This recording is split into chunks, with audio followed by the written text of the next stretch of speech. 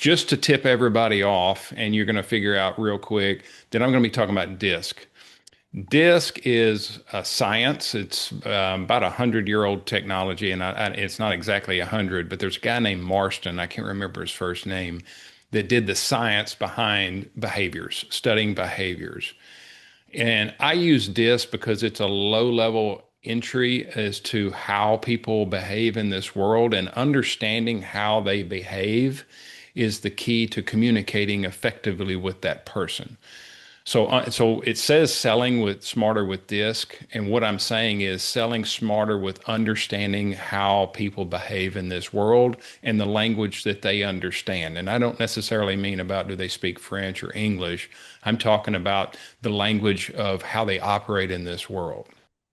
All right, so this is the agenda. This is, and we've already gotten into too much time, so I'll probably go a little faster than what this is. This Okay. is just giving a heads up on what we're going to talk about. So there's going to be the first thing we're going to talk about is traditional selling misses 75% of buyers. We're going to move into what business are you really in? That's a little bit deeper question. I promise not to get too philosophical. Then we're going to go into basic understanding of DISC. If you're familiar with DISC, this will be a review. If you're not, then this is based on just either little understanding or just a general understanding of DISC. And then we're going to talk about adapting your style to what the buyer is, your behavioral style versus theirs, and how to use that. Then we're going to talk a little bit, we're going to dip our toe into building trust. People trust based on their wiring or their behaviors. They trust certain things. And then we'll go through some breakthrough stuff. So the next slide is talking about if you're communicating in your language, you could actually be missing up to 75% of your opportunities. Now, I will dig deeper into that, and it's not always 75%, but depending on your behavioral style, if you are communicating in your language and you're selling to someone the way you like to be sold, chances are you could be missing anywhere from 50% up to 75% of those opportunities because you're communicating in a language that they don't understand. So think of it that way. You're speaking a language they don't understand because you're speaking in your language. The next slide is we're going to take a dive into the what I'm talking about as far as how to deliver a sales presentation or deliver on a sales effectiveness, the old way versus the new way. And the new way is the new way I'm introducing to you, and that is behavioral style selling. The old way is selling a product or a service or pushing features and benefits. Focus on closing techniques, because if you've ever done any assessments, and especially on sales assessments, it may say that you're really good at prospecting or you're not good at closing, or it may say you're really good at closing and not prospecting, or somewhere in the middle. So it'll give you, I guess, a report that helps you identify your strengths and weaknesses. What I'm presenting on today is about helping you understand why is it I'm good at prospecting but not at closing, or why is it that I'm better at closing but not at prospecting. And this today is going to give you some insight as to where your challenges may be to help you get better at that.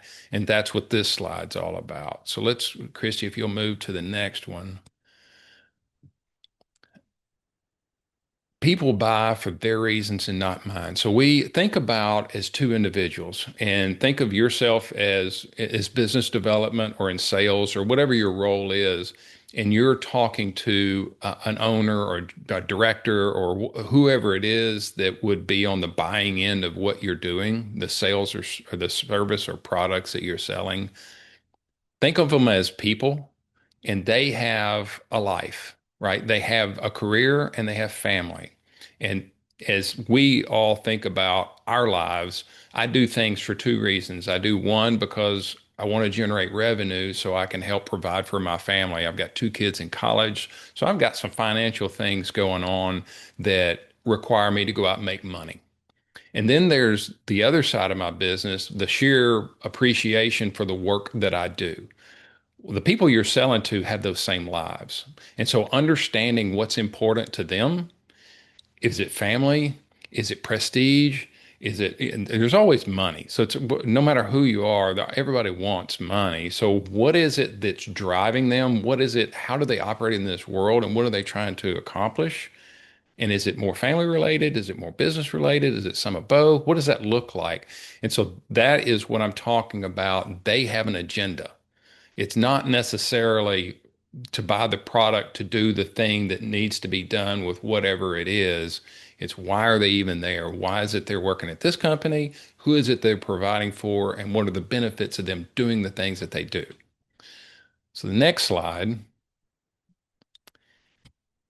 is communication. Make sure we're on the same one, Chrissy. This communication takes place on the listener's terms. Is that where we are? Yes. Okay. All right. So this is one I'm gonna let this one marinate for a minute. Communication takes place on the listener's terms. And I'm gonna frame this one out for you. Just because you're breathing fire doesn't mean they feel the heat. And if anybody on here has children or a spouse, you know, if I'm watching the ball game and my wife asks me a question about grocery shopping in the middle of a basketball game, I am not listening to that because I am solely focused on this basketball game. And her agenda on groceries or what food we're going to have this weekend for company coming over is the least of my worries right now. She needs to speak a language that I need to understand. And when is it time to say those things? So just if she says the word spreadsheet to me, my behavioral style, I shut down because I don't want to have anything to do with spreadsheets. I want to talk through problems and she wants to look at data. So we have to understand the communication. What is it that we hear? What's the language that we speak in order for our message to resonate? So the next slide is talking about different behavioral styles. So we're going to unpack this listener's terms a little bit here. Behavioral styles. D.I.S.C is a universal, so D.I.S.C is a science, and there's an art and science to understanding behaviors. The first thing that you have to do in order to understand behaviors of another person is you have to take insight first. How do I operate in this world? What are the things that I thrive in? When these things happen, do I lean in or do I push back on these things? So it's understanding yourself, then it's about understanding the others. Because once you have clarity about what you resonate with and what you push away from, it's then easier to recognize who the others are, whatever that style is. Once you understand who you are, how they may be different, then you can adapt to their style in order to communicate effectively. And that's how you're going to get results. So let's move into a deeper next slide. We're going to go into now, this is a little bit busy slide. Don't worry about it. We're going to unpack each one of these, but I want to give you an overview of DISC. And if you look at the four, these are the four basic behavioral styles. And this is in any culture. Whether you're Nigeria, whether you're in the United States, whether you're in China, Mexico, there are four basic behavioral styles in all cultures. Now, each culture will have a higher percentage of each style.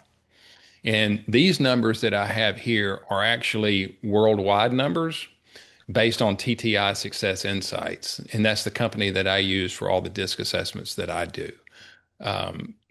Worldwide, it says 17% of the population is directors or D personalities. There is I, and that's 38%. So you can see the breakdown across there.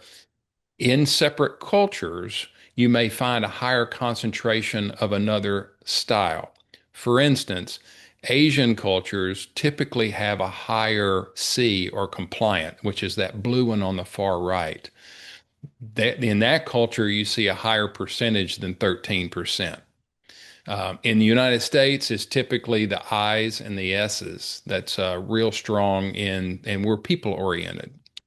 So that's why you see those. So this is a breakdown as far as each style.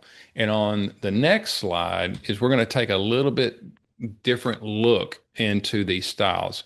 So think of it like four quadrants. There is the blue. I'll just go with colors for now, just to keep it simple. The blues and the greens are more introverted type of behavioral styles. The reds and the yellows, which actually is showing up more orange here, but the reds and the yellows are more extroverted. So that is on your plane going left and right. Now, if you look at that plane that's going from top to bottom, the two at the top, the blues and the reds, those are task-oriented people, and the greens and the showing up as orange here, those are people focused. So that is kind of the not kind of that is the way the four different styles show up. So you can see that some people are more task oriented and introverted. Some people are task oriented and extroverted. Some people are more people focused.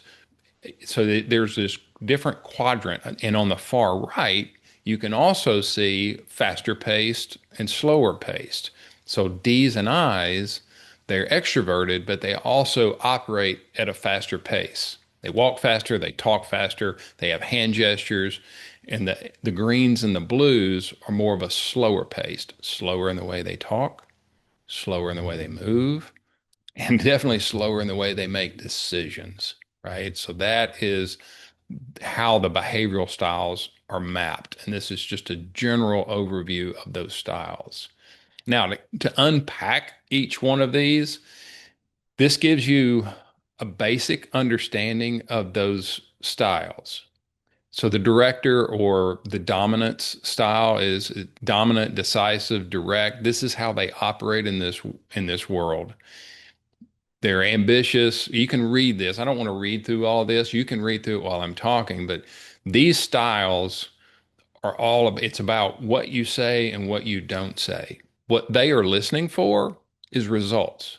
What they are listening for is impact. They're looking for what is the investment and what's my return on that investment. How is it what you've got going to impact me and my organization? So they're very inwardly focused and they are very goal oriented. And if you speak to their goals, if you speak to the results that they're trying to achieve, you have to, that's what they're listening for. The thing about these people is they do not like vague, they do not like long-winded people. Get to the point, show me how it matters, and give me options. Don't tell them anything. You want to say, okay, there's two options here. And even if there is only one, you want to give them some type of option. They want to feel like they're in control. And this is 17% of the population. The next slide, these are the influencers. And I will go ahead and say that there's combinations of each. Me personally, I am what they call a high I, high D. So my strongest behavioral style is this I, which you probably figure that out now. These people are enthusiastic, they're collaborative, they're optimistic. What they don't like is they don't like coldness, they don't like too much data. Like I mentioned earlier with my wife, she's a spreadsheet person. I absolutely despise them. I just use them because I have to, right? I like working with teams or working with other people in order to accomplish things. These are your influencer type of styles. Typically, they're found in sales. It doesn't mean that you have to be a high influencer behavioral style in order to be successful. It's just you find a high percentage of people with this style in this category. This is 38%. So if you are an influencer style and what you're reading here resonates with you, you are in a largest portion of the world as far as how you operate. So when you talk in your language, you're basically speaking to 38% of the population, which means if you do that, you're missing out on the majority of people by selling in a style that they do not resonate with. The next one is the next highest. And these are the relators, or this steadiness is what they're called. And these are the greens. These people are typically, I've seen in healthcare, nurses, clergy a lot of times can be this way. Teachers are a lot this way. I have found, ironically, I've worked with a lot of trades, so HVAC, plumbing, electrical. a lot of the Hispanics that work in the trades are very high in this. So if you have a business owner that you're selling to who is Hispanic, works in the trades, and they talk and move at a slower pace, chances are they are very strong in this type of behavioral style. That's been my experience in the work that I do. So that's one way to kind of keep an eye out for those people. They're going to talk slower, they're going to move slower. And when you push them, they push back. Even if they agree with you, the harder you push, the worse it's going to get, meaning the more challenging it's going to be in order to get them to buy or agree to whatever it is you're trying to do. These people like support, right? The next slide is the last one we're going to break down. And this is the compliance. Think Bill Gates, right? These are analytical people. These are people that want precision. You will find journalists are a lot this way. There's, trying to think another trade, attorneys. There tends to be a high number of attorneys that have a strong behavioral style in this way. These people, they get color coded as perfectionist. And if you call them that, you're going to piss them off. I can tell you right now, they do not see themselves as perfectionists. What it is they just hate being wrong. And so their resistance to making a decision or their resistance to doing something is they're second guessing because accuracy means something to them. They don't just say, we'll figure it out on the way or if you say educated guess to these people, they're done, right? That is not the language that they resonate with, and their ears will shut down, and you're done when you speak that type of language to these people. They love being right. It's not about winning. The D's, the dominant style, they like to win. It's about getting results and winning the game. These people look the same, except they don't want to win. They just don't want to be wrong. That's the way that these people look at it. And this is a small population. There's only 13% of them out there. But when you get them jazzed up a little bit, they hold their ground stronger than any of the other styles. So be very aware if you have someone that you're selling to that has this type of behavioral style. All right. So the next one, what we're going to do is we're going to take, okay, now that we know all of that, let's take a look at how do we identify these people. So this is a cheat sheet that will help you understand that if you walk into their office without them even being in the room, how to get a general idea of what style they might be. In someone that is a strong dominance personality or the reds in that top left right there, they're the ones that in the wall around them, especially behind them, if you're sitting across from them, they've probably got every award that they won way back to Boy Scouts, right? Every award that you can imagine is on the wall in there. And if there's a picture with them and Michael Jordan or somebody like that, I guarantee you it's going to be in there somewhere. So the company president or president of the United States or whatever it is, if there's somebody that's in authority or somebody that they deem as extremely successful, they'll have a picture of that person in there somewhere on the desk somewhere. And that is the easiest telltale sign of these people. A lot of times their desk is very clean. And if there's something on there, it's something that promotes how good they've done or successes that they've had. That's your D style. Your I style, you might, if there's pictures in there, it might be them with some buddies playing golf. It might be them at a tailgate, some sporting event. There's going to be some type of picture in there.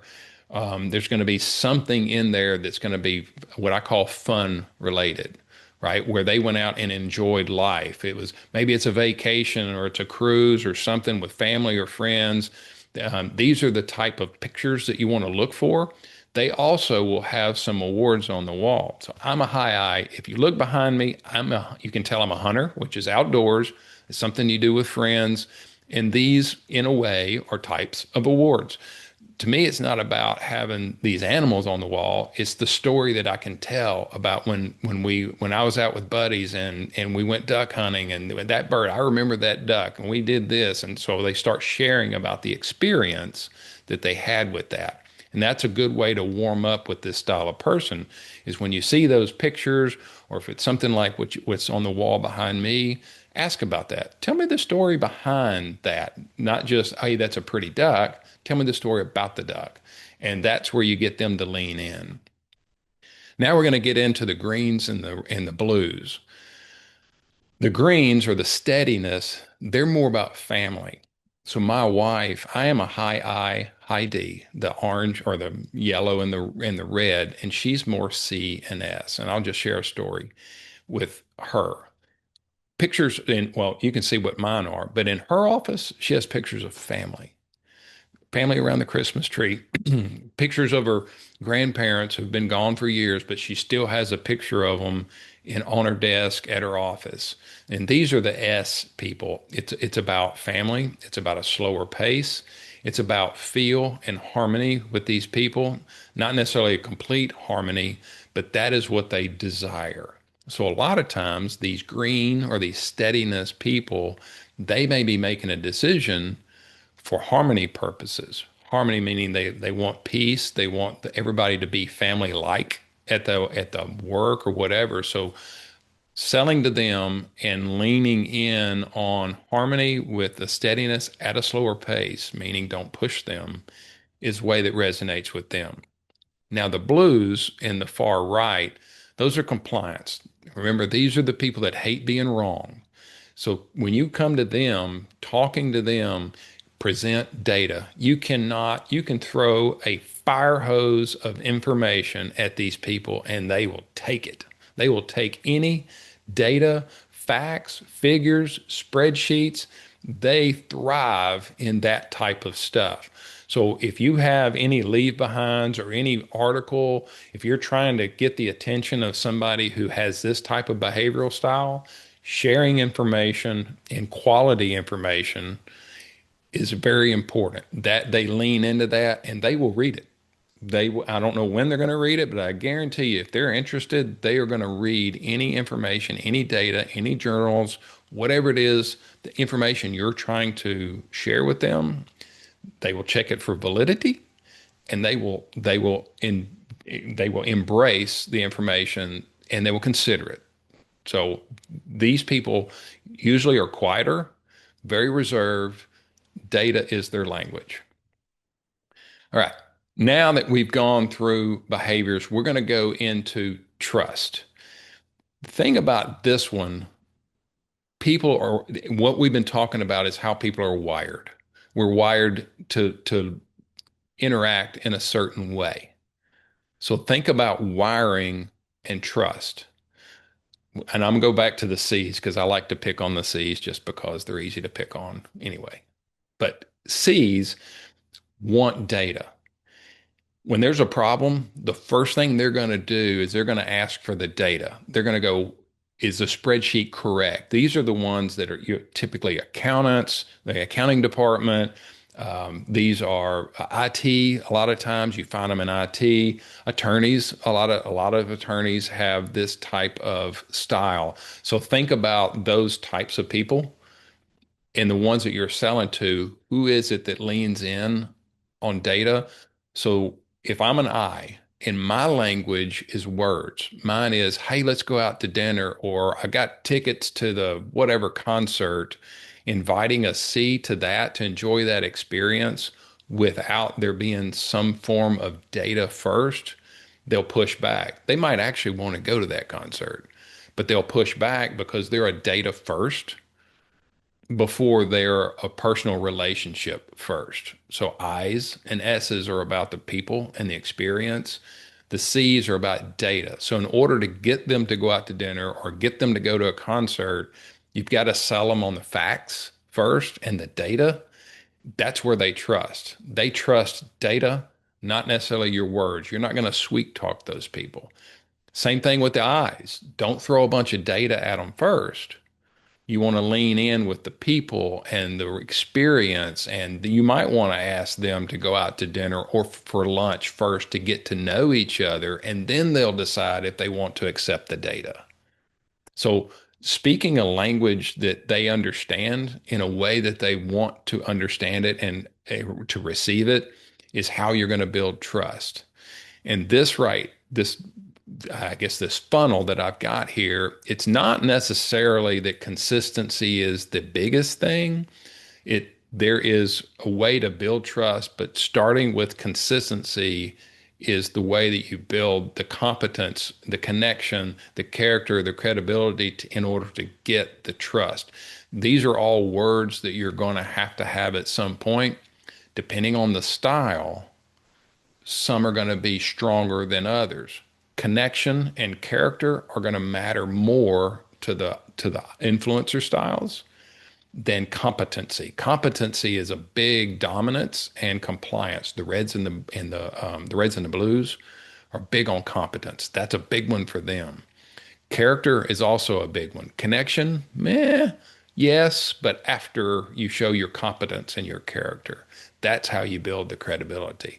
But the mother of all is consistency. It's got to be consistent competence, consistent connection, consistent show of good character, consistent credibility. So think of consistency as consistency and that's where the magic starts to happen in order to earn their trust. So the next slide, this is talking about how to sell to the different styles. So hopefully you've gotten some kind of insight. Now you can go online, and I'll pause here for a second. You can go online and take a DISC assessment for free, and it will give you, it'll break it down as to are you a D, are you an I, a S, a C, or what combination that you are. One thing I will warn you about doing those online and doing them for free that you got to know what you're dealing with. You got to know how to apply it. So the science is going to show what style you are. The art behind it is knowing how to interpret it in order to get it placed and effective in your manner. This sheet right here is like a quick sheet to help you understand that if you are a primary D and you're selling to a primary I or what they call a high D selling to a high I, these styles can clash. So the D, what this is saying on that first slide at the top left, what that's showing is if you're a high D and the person you're selling to is a high I, it's saying slow down, be personable, warm up. They need enthusiasm, not just getting results and ROI. It's about an experience for the I. And so the D's need to take it down a notch and let's connect first. Then we can get to results. The D's and the S's, that's an even harder stretch. So if you're the high dominant style and you're selling to someone that's a high S, you really need to get a hold of yourself. I'm not just going to sugarcoat it because these S's and D's clash big time. So do the next one over to the right, the I's selling to a C. Those two styles are really, really challenging to work with if they don't understand the other style. So a D is a faster pace of all the styles, and the S or the green is the slowest style. So the D's really got to embrace speaking it slower and not pushing too hard, but still pushing to get it done. But the way you push as a D is you give them deadlines. You don't just keep saying, I need you to buy this, I need you to buy this. It's going to be great. You're going to get the results. They don't want to hear that. You can say, the faster you implement this, the sooner you see results to help everyone, that type of language. Same thing with an I and a C. An I wants to earn their trust by their words and their relationships. And the C's, that's the last thing they want. They want data. Then they'll decide if they want the relationship. So this is a cheat sheet talking about the different styles and how they can talk to one another in order for the language to resonate and get the point across and to be received. And this is that cheat sheet for that. Let's see the next one. Okay. This one's the, I guess I called it the chameleon approach. I really didn't have that great of, that's about what it is. It's about adapting. The first thing you need to do when you're going to adapt to a different style is observe. Now, you can misread a different style, especially if they're very strong in two that are similar. So, like my wife, who is a high S, high C, both of those are introverted and they move at a slower pace. So that one's a little bit easier. My daughter, who is a high D and a high S, so those styles actually conflict. So depending on who you get, what day of the week you get this person, she could be a high D or she could be a high S. Those people have an internal struggle, right? Hurry up and get it done. No, wait, wait. Is everybody going to be happy with it? No, we got to get it done. But am I going to make anybody upset? So that's their internal struggle that they will have. So understanding and observing the style that they have and to respond. So you want to mirror. When you're talking with them, you want to be aware of what style am I seeing here? Is it somebody that wants to get results and get it done fast? Is this somebody that's asking for information? Is there objection to this sale because they're asking for more data? That's your hint that you're talking to us. You're probably talking to a C or an S or a combination of those two. If they're faster pace, going, yeah, let's get it done. How fast can we get it in here? If that's the way they are, then that helps you know, okay, it's probably a D, could be a high I, could be both. So seeing the style that they're operating in and then flexing your style, which is number two, to adapt to that, to mirror what they're going on. So if you're a more slower paced person and you're selling to somebody that's a little faster, you need to step up your game. You need to know, okay, this person is, I need to anticipate that they're going to be asking for me to get results quickly. And I've got, are we going to get the, how fast is the order going to come in? How long before it gets here? What's the lead time? All these types of things. These are people that have a high sense of urgency and are probably dominant. So you need to be prepared that when you're dealing with them to respond appropriately, or they're going to shut down, you're going to lose them. So, number three is their agenda first. Do they want it slower? They want it faster? Are they data people? Are they people oriented? And then you're going to start building the trust. So that's the four stages that I've got there. The next slide is this is in their terms, right? And this isn't you. This is thinking in their terms. So prospecting, not that they are thinking about prospecting. That's not what I mean. In the prospecting phase, what are the right buyers? So this is what is it that how do they operate? What is their style? If you know that style, right? Then you got to go to first impressions. They fast paced, they slow paced, are they data, are they people? What is it we're dealing with here? And just by looking around the room, you can get an idea of what they are. So lean into that a little bit, see how they respond. Then qualifying. The thing about qualifying is they're qualifying you.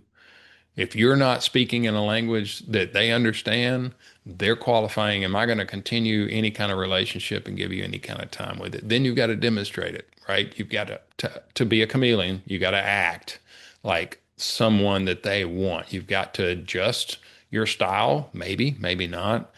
Then that's where the influencing comes in. How do people want to be influenced? So people want to be influenced with words and relationships. They want to be influenced with data. And then that's where the close comes in. All right. Next slide. Here's some takeaways. Now, this is understanding your style first. And I know I've said it before and I want to say it again is first you have to understand your style. Then you can understand how they're different, whoever they are. But understanding yourself is where the starting point is. Then you want to read your prospects. Then you're going to be able to close the gap to get the client. So communication takes place on the listener's terms. You have to speak a language they understand. If they took all of us and dropped us off in the middle of China in order to get food, water, and shelter, we need to be able to speak some Chinese. We're going to have to learn their language, or we're going to have a tough time getting the basic necessities of living. over there. We're in their country. We need to understand their language because they have something we need. Same thing if they come over here. They need, that's why people, when they come to the United States, they learn English because a lot of people don't know the language of wherever it is that they came from. So they have to learn the language in the environment that they're in. Same thing with selling. When you go into their world, you need to understand the language that they operate off of in order to get something, to help them get what they need or to help you make the sale. Speak a language they understand. Learn some Chinese or whatever it is, the language that they speak. I'm using that as an example. Okay. Now, next steps. This is what I recommend. If you don't know your style, find a disc assessment and take it. You can find these online for free. It's basic information. Now, when you take the free ones, as you all know, they're not always free. People, you're going to get on some email list or whatever, and you can unsubscribe. So there's a basic entry level that costs you $0 to understand your style. The other thing you can do, and I think you're going to love this, there's a book called Surrounded by Idiots. This is my favorite disc book, and it talks about the four different styles. So if you don't want to take an assessment online, a free one online, and get trapped by all the emails, there's some books, Surrounded by Idiots, or you can just go to Google and say books on disc, and you can audio. There's an audio version. There's a hardback version, softback. So the point is try to find ways to understand your style so that you can then understand how the rest of the other people operate, whatever is different than your style. So that's step number one. Then there's also different guides that you can get out there, also through like Amazon or Audible or whatever, that you can, besides the books, there's like these workbooks that you can get that'll help you go through some exercises on how to communicate to a different style of person.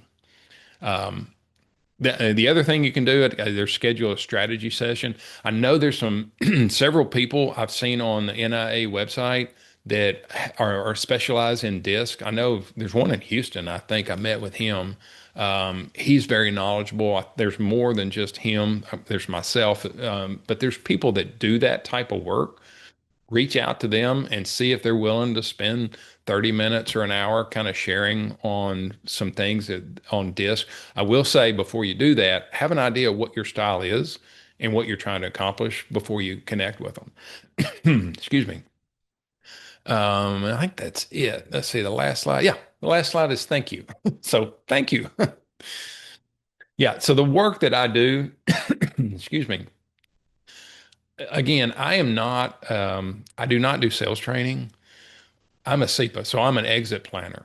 The people that hire me mostly are people that have businesses that are owner dependent, meaning the business evolves around them. If you take the owner out of the business will struggle to survive. So the work that I do is I help develop their teams to be more effective, to take on more responsibility in order for the business to grow. So same thing is we have to understand other people. We have to understand how they're wired in order to get them to work together more effectively. So I'm not on here to sell you any sales training. Yes, I've done it before, but that's not the work that I do. But understanding others and how to work effectively with another person, whether it's through sales, whether it's through a different department, whether you're a business owner trying to grow the business, that's the type of work that I do. So anyway, that's enough. That's me, and just thought I would share some things that I've learned along the way to see if it can help you with sales training. Yeah, you want to see if anybody has any questions? Yeah. Yep. Anybody? I know I have a question, but I'm going to see if anybody has another one first. Yes, maybe, no. And remember, Nope. everybody's muted.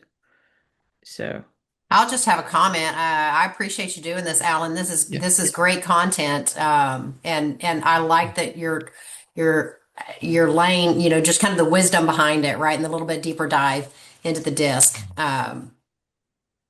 understanding of it. And and I'll go a step further. I use DISC. It's a low level learning entry. So there's cognitive assessments. There's Colby, Myers-Briggs. Oh, there's strength finders. There's all kinds of assessment out there that tell you different things. But from a sales standpoint, especially, understanding the four basic behavioral styles is the easiest way to get into understanding another person. Yeah. Yeah. Thank you, Cindy. Sure. I'll go and ask my question, and I kind of know the answer to it or not, but like when you're trying to assess somebody's style, or there's certain phrases that they use all the time, or things that they say that can help kind of nail them down. Yeah, there's two ways. One, you can read their emails, and I think one of the slides had something about emails in there. How they open or close their emails tips off the basic style that they have. Someone that's a high dominance, and I like to pick on the D's and the C's. So a high dominance person will start out Alan colon or semicolon or Alan comma and go straight into the meat of the email. I need you to whatever. And that's a high dominance personality that does that. Also, and I'll use an example of going to lunch. So here's an example of each style asking you to go to lunch. A D will say, I'm going to lunch at 11:30. You want to go? Right. They're very direct, right to the point. They're telling you when they're going, and they may even tell you where they're going. And you're either in or out. If you're out, they're fine with it. An I will say, hey, I hadn't had lunch with you in a while. It'd be great. If you got time, I'd love to have lunch. Let's go to lunch at that burger place. That's the way an I does it. An S, somebody that's a high S or that green one that I was talking about, the way they invite you to lunch, hey, there's this new place, and I heard they've got a fireplace. And if we get there at 11:30 or maybe a little bit before, we might get one of the tables next to the fireplace, or maybe we'll get a place on the patio or whatever. So they're going to talk about the experience of the lunch in their invitation. In a high C, I love picking on these people, is they're going to say, if we left at 11:26, we're going to beat the rush. And if we get back in time, we can get back to the spreadsheet. We'll be able to finish that report by 2 o'clock. So, and I'm being funny, but that's kind of how those different styles might invite you to lunch. And they'll do the same thing in emails as well. But that's a verbal or a communication style where you can kind of get a sense of what style they are. Do you actually like when you research, do you like look at their LinkedIn or anything like that to kind of figure it out? Yeah, that's how they post. A lot of times on how they post or their descriptions. If they've got alphabet soup behind their name, chances are that they're probably a D or an I. They might be a C. S's don't typically care about the credentials as much. But if they've got 18 different credentials after their name, there's a real strong chance that they're a high dominance personality. Yeah. Yeah, and how they post, the things that they post about. If everything they post is about the accomplishments they have or the accomplishment that their team has, accomplishment that their company has, it's all about accomplishments and awards and things like that. Those are your high dominance, probably a high I too, but most definitely a dominance behavioral style. If it's more about the team, more team focused, and they're celebrating others, that is an S type. Those are the steadiness types of people. The C's, they don't if they post. I'm saying it jokingly, but the C's, if they post, it's going to be something about accuracy and or analytics or I don't. We had a 93% retention rate on something. They'll identify themselves with analytics and data. Yeah.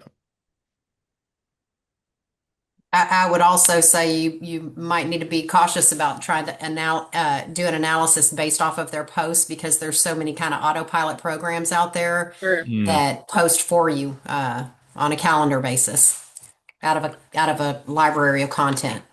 yeah. It's true. I just trying to think of different ways that you could kind of assess them before. Although I think you do really kind of have to be on the fly, so to speak, when you're having that conversation and be able to adjust the language you're speaking, for lack of a better way to put it. Yeah. Yeah. Emails are the best because that's them. Or, well, usually it's Usually. them. Yeah. But you're not gonna, if I'm a high I, even if I've got AI writing emails and AI doing posts for me, I have to teach that AI how I want it done, and I'm going Mhm. to teach it in my style. So I think you're still going to get, they're going to show their hand a little bit, It'll be harder to read. To your point, I do think you're right that that will happen, but somebody's educating that AI on something about you. So I think Mhm. they're going to have tendencies of a particular style. Where it gets challenging is when people are strong in multiple styles, especially if they're conflicting styles. Like my daughter, she's a high D, high S. Depending on the day, you're convinced she's an S, or you might, and I'm not just poking fun at her. Depends on the day on which person shows up. And I don't mean that in a now that I will say, people who are unmedicated, this is not when there are psychiatric conditions that are untreated, that throws all of this out the window, right? So that's the trump card is any psychiatric condition or mental health thing that may be impeding their communication styles that way, meaning someone who might be depressed or someone who's manic. There's different things that can contribute to clouding muddying up the water, so to speak. So this tool will not filter out those people, and they tend to present themselves in different ways. So that's the outlier here would be those types of conditions. Do you think people work in a different mode kind of when they're at home as opposed to at work, or are they always, D&I or S&C or whatever? Yeah, it's who you are. It's your wiring. It's how you're going to operate. One of the things that a high influence style like myself is a messy desk. And if you saw my desk right now, you would like, yep, he is an I, right? Also, I'm a D. So what'll happen, I'll finally get tired of it and I'll go into clean and I'll put everything up. And that D's like, I want it done. I want it done now. But yeah, so whether you're at home or whatever, wherever it is that you work, you can't hide who you are. You can't, it's gonna show. Well, I think you just told me exactly what kind I am because you described me to a T when you said if you saw my desk right now, and then when I've had enough, the last business card will be put in its place.